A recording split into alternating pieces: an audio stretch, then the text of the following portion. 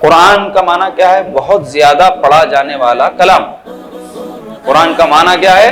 بہت زیادہ پڑھا جانے والا کلام۔ اللہ تعالیٰ نے اپنے کلام کا نام ہی ایسا رکھ دیا کہ وہ بہت زیادہ پڑھا جانے والا کلام ہے۔ دنیا میں سب سے زیادہ اگر کوئی کتاب پڑھی اور یاد کی جاتی ہے، جس کے بارے میں تشریحات، توضیحات، تفسیر ہوتی ہے، تو وہ اللہ کی کتاب قرآن مجید ہے۔ اور قرآن مجید کیا ہے؟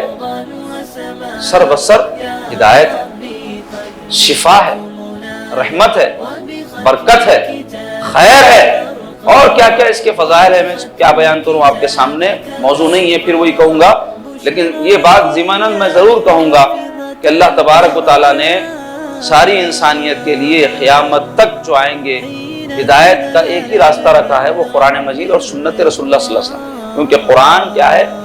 لکھی ہوئی چیز ہے، اور سنت کیا ہے؟ اس قرآن کا عملی نمونہ ہے، پریکٹیکل ہے سرکار پاک صلی اللہ علیہ وسلم کی حیات طیبہ قرآن مجید کا۔ اسی لیے سیدہ عائشہ صدیقہ رضی اللہ تعالیٰ سے کسی نے پوچھا کہ رسول پاک صلی اللہ علیہ وسلم کے اخلاق کیسے تھے، تو سیدہ ارشاد فرمائی، کیا تم نے قرآن نہیں پڑھا؟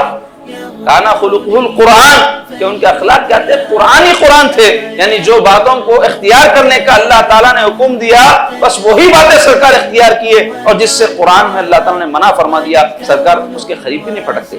تو ویسی کتاب اللہ نے ہم کو عطا فرمائی، جو ساری آسمانی کتابیں جو دنیا میں آئی ہیں، اس کے علاوہ بہت سارے صحیفے جو انبیاء پر نازل کیے گئے ہیں، ان سب میں افضل، ان سب سے بہتر، ان سب سے اچھی، ان سب سے اعلیٰ، ان سب سے پیاری کتاب قرآن مجید ہے۔